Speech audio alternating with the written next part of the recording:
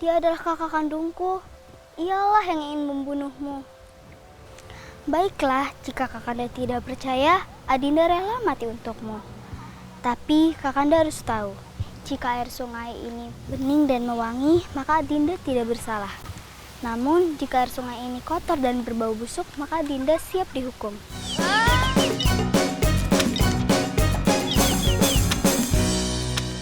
Happy. Terus adik-adik ya. Jadi nih di hari lain nih ceritanya ya. Raden Banterang itu mau pergi ke hutan seperti biasa. Dia mau pergi ke hutan mau ngapain coba? Berburu. Nah, tapi si Putri Surati tinggal di rumah, nggak ikut nih. Nah, terus gitu adik-adik ya. Pada saat lagi dia ke hutan nih, dia ketemu lagi nih ternyata sama laki-laki yang bajunya compang-camping itu. Siapa namanya? Coba siapa yang bajunya compang-camping? Siapa tadi namanya? Rupaksa.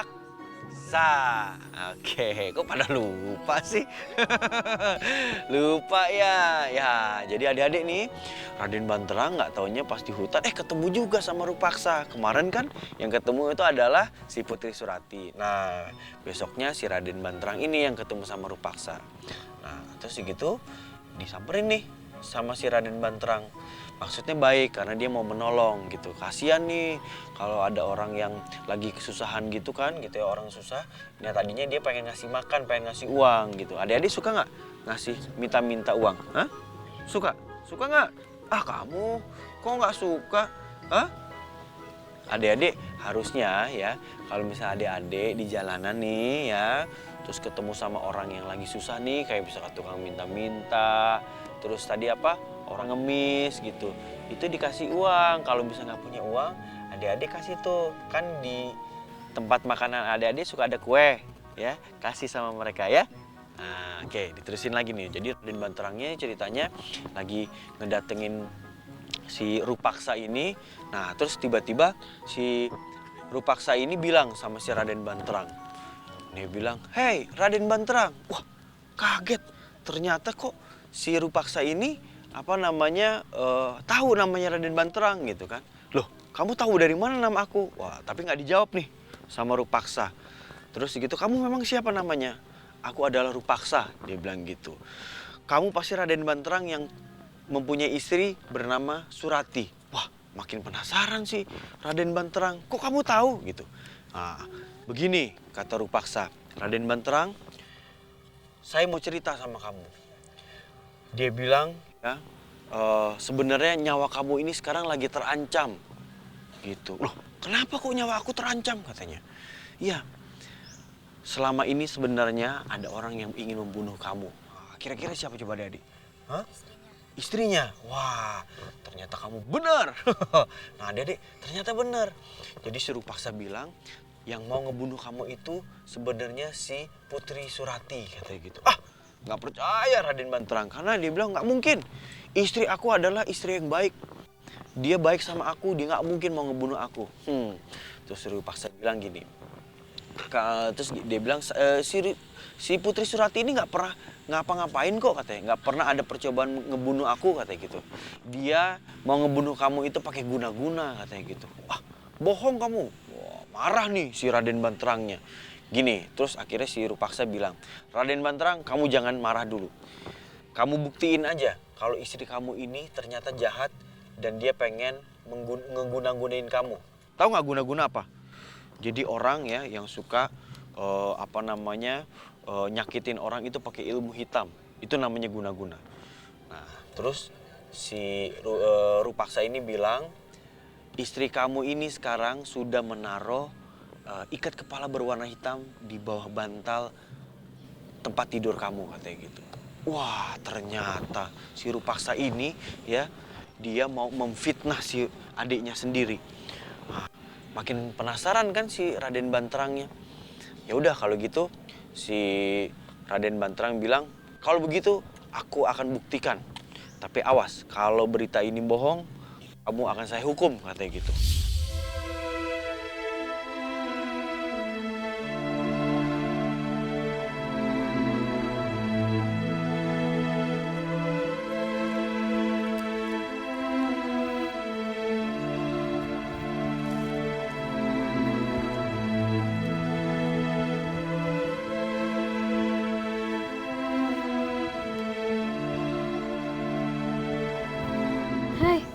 kenapa engkau di sini?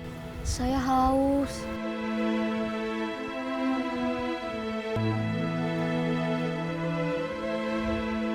Ini, terima kasih.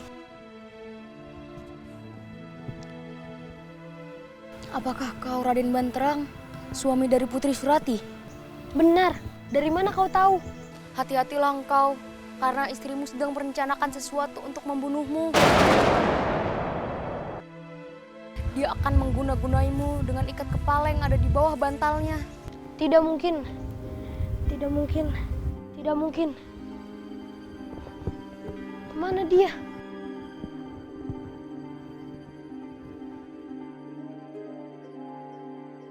Jadi begitu dia pulang dari hutan ya, sampainya di kerajaan, si Raden Banterang ini langsung masuk kamar.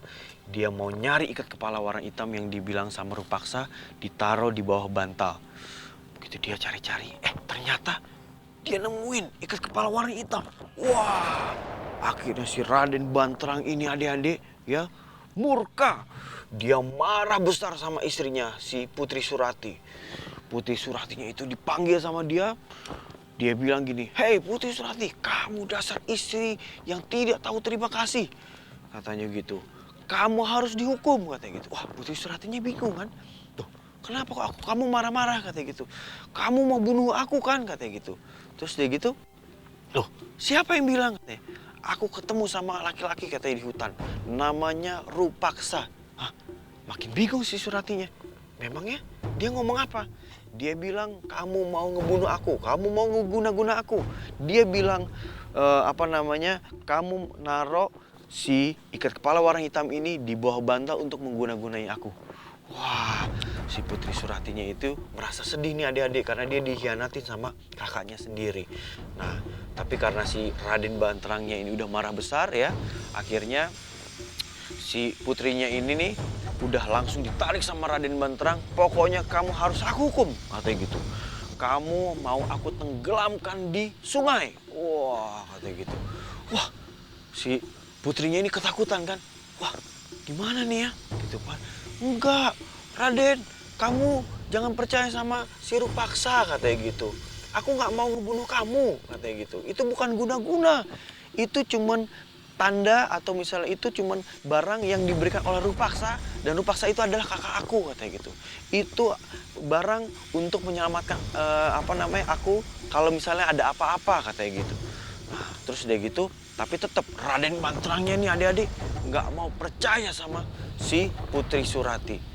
Nah, akhirnya adik-adik si Raden Banterangnya ini mau nyeburin nih, mau nenggelemin si Putri Surati. Nah, tapi sebelum Putri Suratinya ini mau dibunuh sama Raden Banterang, si Putri Surati bilang sama Raden Banterang, "Raden," katanya gitu, "sebelum aku mati," katanya gitu, "sebelum aku masuk ke sungai ini," katanya, "aku mau bicara dulu sama kamu. Aku bersumpah aku tidak mau ngebunuh kamu. Coba buktiin," katanya gitu. Nah, terus si Putri karena nggak bisa ngebuktiin apa-apa, dia bilang gini, "Pokoknya nanti kamu lihat, kalau misalkan aku nanti mati, tenggelam di sungai ini, dan air ini keruh," katanya, itu tandanya aku benar-benar mau ngebunuh kamu. Ya, jadi ternyata aku bohong. Tapi kalau misalnya sungai ini berubah menjadi jernih dan wangi, maka kamu salah," katanya gitu. "Jadi yang benar adalah aku. Aku tidak berbohong. Aku tidak mau ngebunuh kamu." Wah, terus gitu si Raden Banterang tetap dia nggak mau percaya nih sama putrinya. Dia langsung mau nenggelemin si putrinya, ngambil kerisnya. Suamiku, dia adalah kakak kandungku. Ialah yang ingin membunuhmu. Baiklah, jika Kakanda tidak percaya, Adinda rela mati untukmu. Tapi Kakanda harus tahu, jika air sungai ini bening dan mewangi, maka Adinda tidak bersalah. Namun, jika air sungai ini kotor dan berbau busuk, maka Adinda siap dihukum.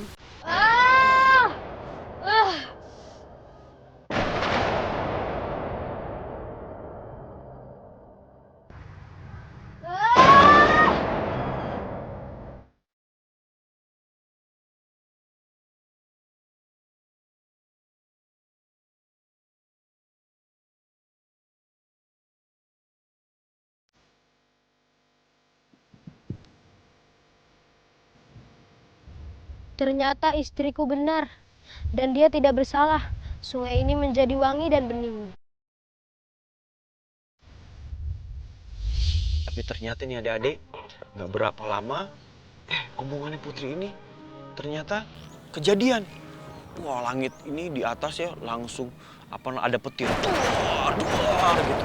Dan ternyata adik-adik yang terjadi adalah ya si air ini berubah jadi jernih. Udah gitu airnya ini baunya harum, wangi. Nah, makanya ya nama Banyuwangi itu awalnya dari sini. Jadi ternyata adik-adik si Raden Banterang ini ya salah dia. Dia nyangkain putrinya atau istrinya itu mau ngebunuh dia. Nah, semenjak kejadian itu si Raden Banterang menyesal sekali. Wah. Nah, ceritanya selesai deh adik-adik. Akhirnya lahirlah nama Banyuwangi. Nah, adik-adik ya, kalau kita ngedengar cerita tadi, tandanya nih adik-adik ya, kalau misal di sekolah punya sahabat, terus punya kakak gitu, itu ya adik-adik nggak boleh mengkhianati mereka ya. Nah, pokoknya nggak boleh ngebohongin orang tua, nggak boleh ngebohongin temennya. Nah, kita kalau misal sama kakak atau sama adik itu harus saling percaya. Terus kalau sama sahabat juga sama, harus saling percaya. Ya, ceritanya udah selesai, istirahatnya udah cukup, sekarang kita main bola lagi. Yuk!